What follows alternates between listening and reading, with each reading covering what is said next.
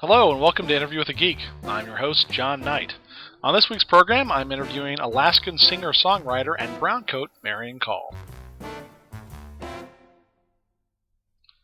Please note, this week's program is audio only.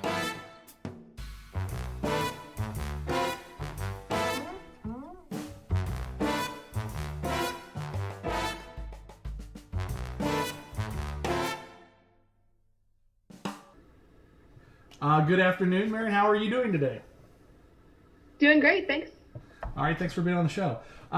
So your recent album, Something Fierce, just came out. How long actually has that been out? Well, the digital release came out about October 1st, and people didn't really start getting it in the mail until about October 20th. But I did that on purpose because the album really kind of came from the internet. All the support for it came from the internet, and so I wanted everyone to be able to have it on the same day at the same time all over the world. Oh, very cool. I have to admit, I believe in transparency as an interviewer. I have not purchased your album yet. I have, however, streamed it a few times off your website, which is another great thing. As an artist, you do actually offer up your fans and soon-to-be fans, I would imagine. Have you? I stream everything for free. Sorry. I try to stream everything for free because not everyone is always in a situation to buy music. But I like that you added "yet" to the end of that sentence. It is a definite on the to-do list. I've tightened the belt, as it were, this year, and so entertainment has unfortunately suffered the most, as it were. But speaking of tightening the belt, before we started the show here, you and I were chatting, and since this show is going to hopefully air on or around Black Friday, we got to talking about that, and you mentioned something I was not familiar with at all, which was a No Shop Friday. Yeah, Buy Nothing Day. Buy Nothing Day. No, that's okay. It's been going on for a while. I'm not sure how long, but I've participated since college. I just decide not to do any consumer spending on that day and to actually think about the things I care about, which is, of course, problematic now that I'm trying to sell something for the holidays, but... It's funny, I hate advertising, but I'm in advertising, and I'm not that into consumerism, and yet I'm selling consumer goods. So it keeps me on my toes intellectually, I guess. That's interesting. I was going to say that you also made a comment about trying to make or to purchase handmade items for gifts this season. That's my plan. I would like to, I'm hoping to get, I'm hoping to spend all my money for the holidays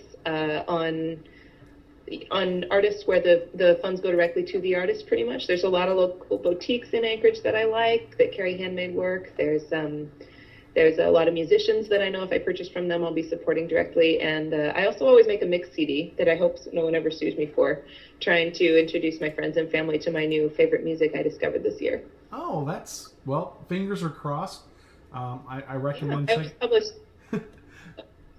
Go ahead. I always post the playlist online as well, so anyone can see what my choices for the year are. But. There you go. I was going to say, you might want to check out the Electronic Frontier Foundation for some guidelines as far as that. They're pretty useful when it comes to those sorts of things. I was going to ask you, or I was going to comment that I'm trying to remember the first time I actually found you on the internet, and I think it had to do with Got to Fly. And I just found out doing my research for the interview that was a commissioned album. Is that accurate? That is true. That was a commission. I had written one or two science fiction related songs, and Quantum Mechanics, a very cool company. I like them a lot. They make fan stuff for certain franchises. They approached me about making more, and they wanted a whole album, and they were willing to produce it, or they were willing to fund it, and they wanted me to produce it, and they were kind enough to work out a very good deal where I maintained the digital rights, and I thought that was very friendly of them. So they were pretty cool about just supporting a new artist, starting out with, I mean, what company that makes model ships releases a record or acts as a record label? It's pretty strange, but it worked out well, I think, for them and for me, and it really helped me out. And it was cool to have a topic to write about. I like specific topics. I love commissions. I've been thinking in my next projects I might ask for specific commissions or topics from fans to keep my skills sharp. No, very, very cool. That being said, as the name of the show, Interview with a Geek, may imply, I am a geek and consider myself both that and a dork and a nerd. And just being honest. That being said, I know from talking to other guests and just other folks in the Geekverse that there are lots of definitions. And I know when I was younger, being called one or the other either was a compliment or the opposite. And so I guess I'll ask you this, with not being too labely here, do you identify yourself as a geek or a nerd or some combination thereof?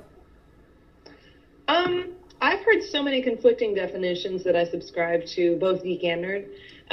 I would say probably nerd in music and music theory because I have a pretty deep history of studying that. And geek in that I'm interested in the pop culture geek stuff and the various franchises and like to talk to smart people. And I'm not really sure where the boundary line is. I've heard a lot of things. And dork in that I have a terrible time socializing in large crowds. I would kind of rather hide in the corner. I was going to say, I can do that as well. I'm guilty as charged there. The other thing... But I'm not a fan of of really getting down to the nitty-gritty of the distinctions. Although I guess, honestly, that's in the nature of geeks, nerds, and dorks to argue about the differences. But I'm not into I'm not into this phenomenon that's cropping up lately as new geeks come out of the woodwork, I think, with social networking or new people start identifying as geeks. I'm not into this litmus test mentality that some people are and some people aren't, and we have to winnow the wheat from the chaff. I think that's kind of an ugly mentality. Well-intentioned, maybe, but... I was going to say, I've heard that, and... I find it very frustrating and sad, particularly historically speaking. Most of my interactions with geeks and nerds have just been fantastic, and most of them are just, I think, wonderful, wonderful people.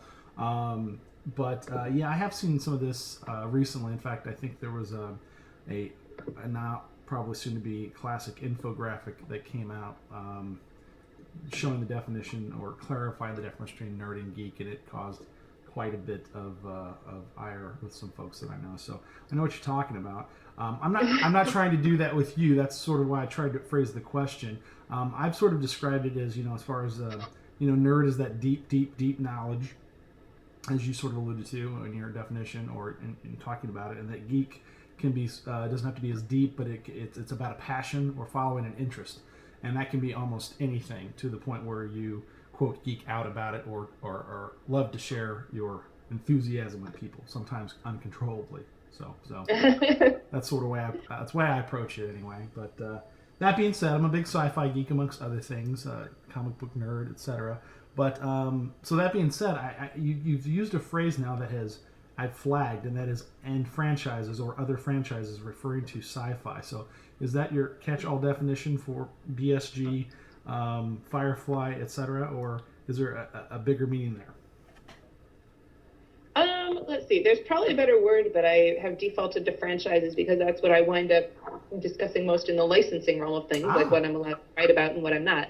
But I guess franchises, because so often they're not just a TV series, they're also books and models and fanfic and artwork, and there's a lot more. It's sort of a multimedia experience if you care about any one of these things, or even more kind of classic stuff like Ender's Game or Asimov. It's like there's the story, but then there's also the community that surrounds the story. So I feel like book is not quite a big enough word for one of those things, or like TV series is not quite a big enough word for Firefly, which has this whole culture that's grown up around it. So franchise is maybe not the best since it suggests some commercialization, but I don't know how to say, well, all of these things, meaning like, Firefly, Star Trek, Star Wars, Doctor Who, etc., etc., etc.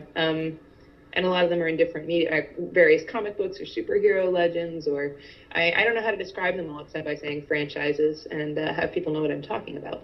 But I'm working on it. If you know a better word, by all means. I think you have completely convinced me. Not only was I wrong to ask the question, but I too will start calling and referring as franchises. Oh, well. No, you've sold me. I know. I wasn't challenging you. I just thought I was curious, but now that you've said it, I think it makes perfect sense. I need a better plural noun for all these groups of cultures and groups of canonical stories that are so.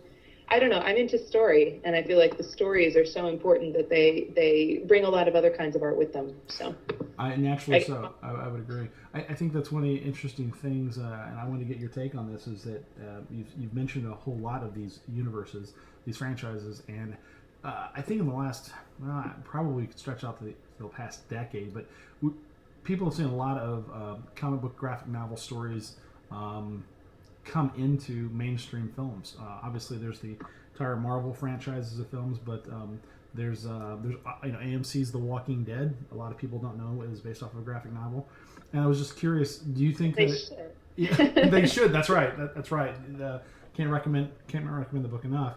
But do you think it's that story element that you referring to that's really what is at the heart of this phenomenon? I think it's possible. I think that story is bigger than one medium, and now that media are transgressed so easily from one to the other, the medium itself is becoming less important. And so that, a comic book will spring up, but it's not as big a leap as it once was, maybe, to take it from a comic book to a TV series or a web series and a series of artwork inspired by and a podcast and, all these other things. That's not such a great leap as it used to be, now that all the boundaries are blurring. This is true. So what was the question? No, just basically that was really the story in and of itself really at the heart of enabling all these different stories coming from comic books, graphic novels to spread over all these media, and you answered the question beautifully. So. I think I'm really interested in story as being at the heart of whatever my next project is, but I'm not sure what that is. There are all these essentials to the stories. As a literature student, I'm a nerd about that sort of thing. And I'm thinking about how to create some sort of project that boils down some of these stories and some of these characters in the geek culture down to their essentials. And figure out what's at the heart of all these heroes and anti-heroes and villains and universes. So interesting. Obviously, we'll stay tuned and look forward to your ongoing work. Now, that being said, something else I learned doing my research. I get to write off everything that was research, right, as a fan, so it's all research now. Then. you have the I'm gonna totally budget. You have a special website for your fans and your donators. Is it? Mm-hmm. I'm missing the name. I'm sorry. Yeah. That's okay. The donors, yeah. Yes. The donors circle. And you've in the past let them sort of track and follow along a album's progress. Can you tell me a little about that? Yeah, I'm supposed to be working on stuff for them today. I hope that I do. It's the Donor Circle helped to fund this new album, and I approached them about it. 2.5 years ago. So this is for the long haul that they've been in here. They've either bought items in auctions, or some of them have set up a monthly subscription. Some of them have actually given me hardware or a substantial sort of physical gift of some kind that worked for tour, and like a video camera or something like that. And they get special bonus stuff, I guess, anything that I can think of. They get first access to anything that I sell, and usually cheaper or at cost because they've kind of already paid their way in. They get extras of things, like if it runs out for everyone, it doesn't necessarily run out for the donors. And they have had sort of a production photo blog, which was a lot of fun to do while we were recording. Less interesting while I'm sitting on my couch editing, but I put a few photos of that in there too. And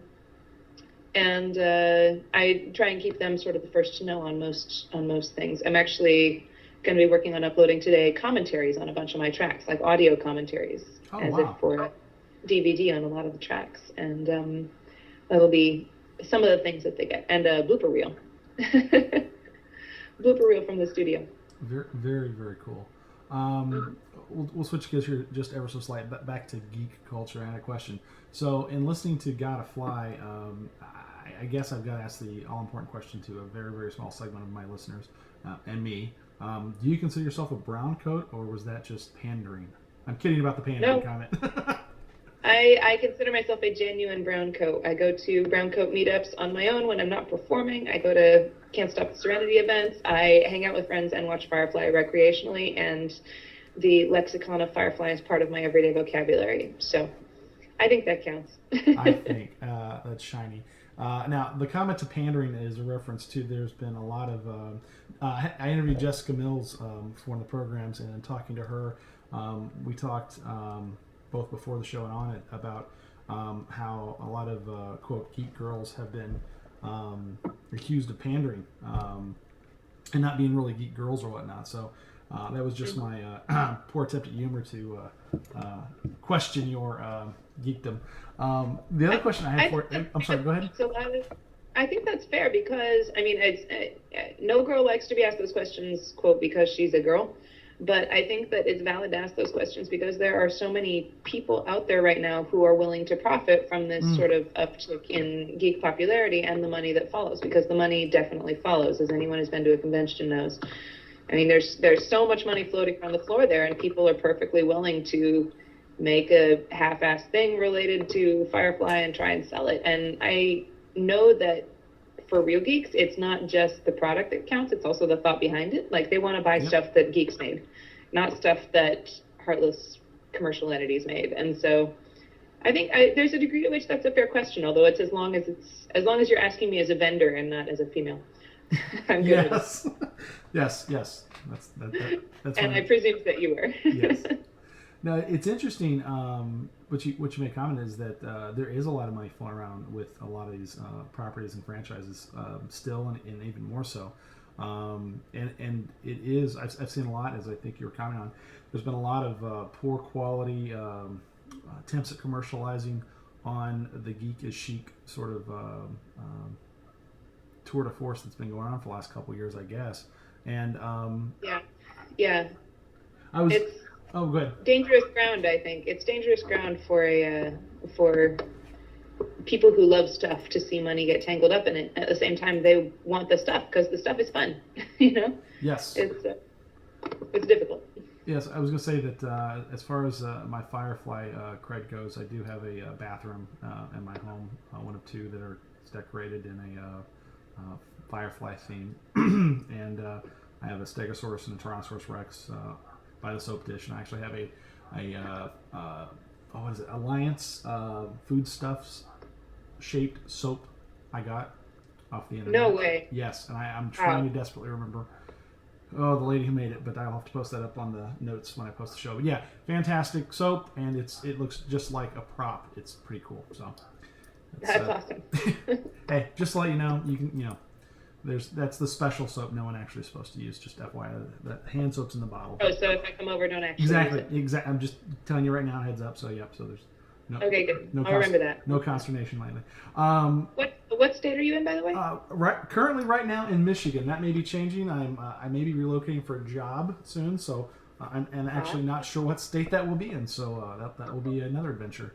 But yeah, currently in Michigan. And I missed you on your 50-state tour. And thanks.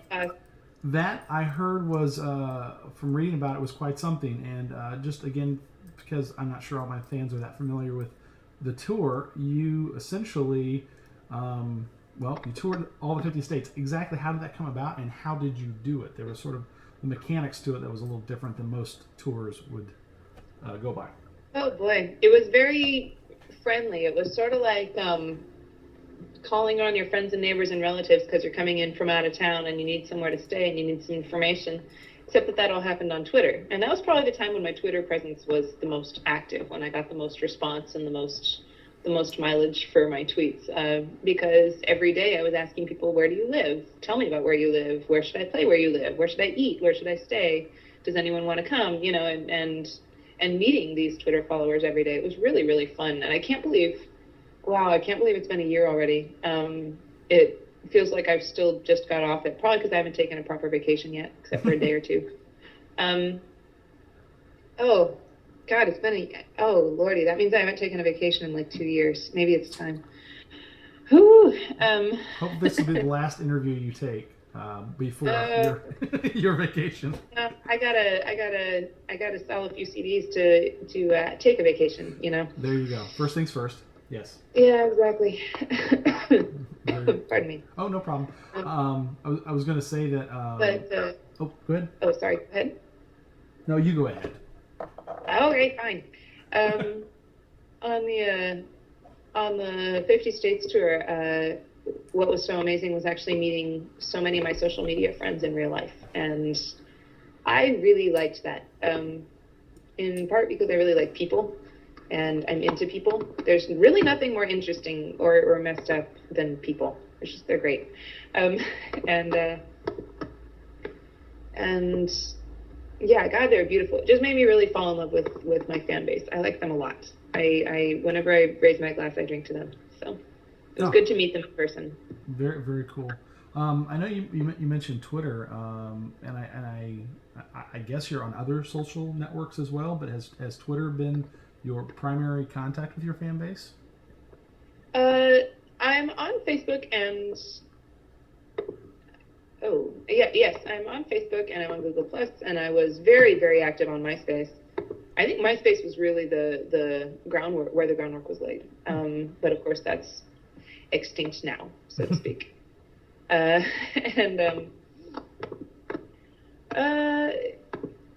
Twitter, I'd say, is my primary, but that may shift. You know, I mean, I'm less committed to a single social media outlet because they evolve so quickly and people's attention spans evolve so quickly, or the company can sometimes do something that bugs all their what's the word I'm thinking? All their followers, I guess. Like someone like Twitter or Facebook can do something that drives everyone crazy and makes them all go away. So I'm less committed to one particular company when it comes to social media, and more committed to just being accessible to fans wherever that takes place. So if something else comes up in the future where I'm more accessible, then that works for me. I was going to say, it sounds like a plan. I was going to say, just yeah, the last... to be both. Yeah, well, I mean, famous last words, the last social media site I'll ever use is X, Y, or Z. It is interesting to see how they changed. That's not something I'll be saying anytime soon. Well, from your interest in all things geeky and nerdy, what are some things you're looking forward to here in the next couple months? Be they film, music, comic, television, I was going to say theater, anything that you're looking forward to. Oh God, there's so much happening at any given time. I mean, here in Anchorage, I'm really sad that I just missed an operatic production of The Grapes of Wrath, a new opera premiere. I really wish I could have gotten to see that, but I'll try and catch it in some other form if I can. I'm stoked about the Avengers and brushing up on my Avengers history. I'm kind of new to X-Men. I'm new to comics in general. When I was younger, I always felt like those were boy things, and now that I'm a grown-up and involved in Geek Girl Con and so on, I feel like I'm catching up on years and years of missing out on comics, and I just love them. So I've been reading lots of X-Men and watching lots of X-Men, and can't wait for more Fables. Can't wait for the Muppets. I am definitely going to be there. I'm waiting for Muppets, yep. Zelda Skyward Sword just came out, and I'm really bummed because I don't get to play it until I go visit my friends in Juneau, because I don't have a gaming system for that. But I'm currently playing through the 3D version of Ocarina of Time that was just released for Nintendo 3DS. And I'm on the Master Quest, and it's awesome. I was going to say, no Skyrim for you? That seems to be the big winner. No, I don't have time for Skyrim. I don't have the access to log. I need to work. I don't watch TV either, which appalls a lot of my fans. Like, oh my God, you're not watching whatever TV show. And I'm like, no, if I did, I would never get any work done. So I only put on TV mostly things I've already watched in the background while I clean or do dishes or something. But someday I'll take a vacation and catch up on all these TV shows that sound so amazing. I was going to say that's probably a thing. Well, if you can get me a PO box or something, I will. I'm very heartened to hear that you're catching up on some of your reading. I would be happy to send you a care package of comics.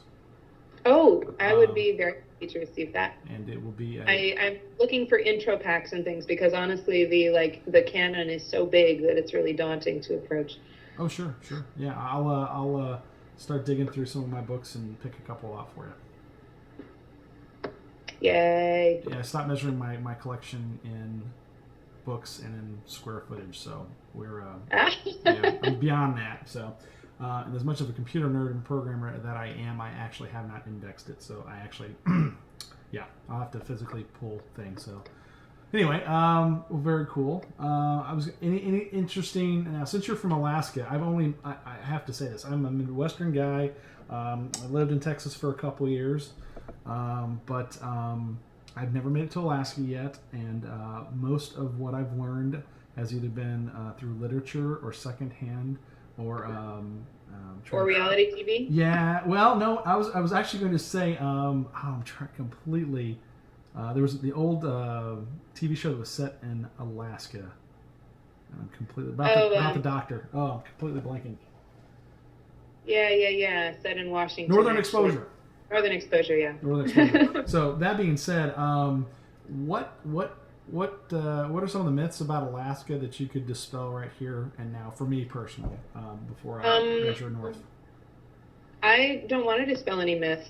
I want people to be afraid to come here. I want them to think that there's nothing to do here and that it's all one big block of ice. Because if they knew the truth, they'd all be here. So, no, if you come here, bears will eat you, moose will charge you, and the price of living is unbearable, and the cold is too cold for words. So stay away, stay far, far away. And Sarah Palin will teach your children. I don't know. What can I say? I love living here. I've seen all 50 states, and I want to live here. I really like Alaska. I think every state has problems, but Alaska has the most interesting problems. So I want to stay here with these problems. And yeah, I really love it here. I don't know. The people here are like people nowhere else. And someone said to me the other day at a concert, I tried to leave. I moved out after living in Alaska for 6 years, but I found I was just looking for Alaska everywhere I went, so I came back. And I thought that summed it up pretty nicely. It kind of gets its claws in you. Very, very nice description. I will add that down to just don't come to Alaska, be afraid. So, very nice description. Very nice description. Like I said, now I don't want to go. Well, Marian, thank you so much for being on the show and answering my randomly inspired questions. I'm a big fan. Again, soon to be a fan that has put down money to purchase your album. So I'm sure you'll be checking the receipts here shortly. Is there anything else you'd like to tell prospective fans about your music and about you that I may have missed or glanced over? I would just say listen to, if you haven't listened, if you've been kind of following along for a long time, but you haven't actually listened to anything, I would say give it a listen, because I think a lot of people would be surprised at how wide how wide the reach is. It's a lot of different styles. It's not just folk, and it's not just acoustic, and it's not just jazz, and it's not just folk. It's a lot of things. It spans a lot of territory. So. A great description. I was going to add to that. Absolutely beautiful music. I enjoy it. Thank you very much. Thanks a lot. All right.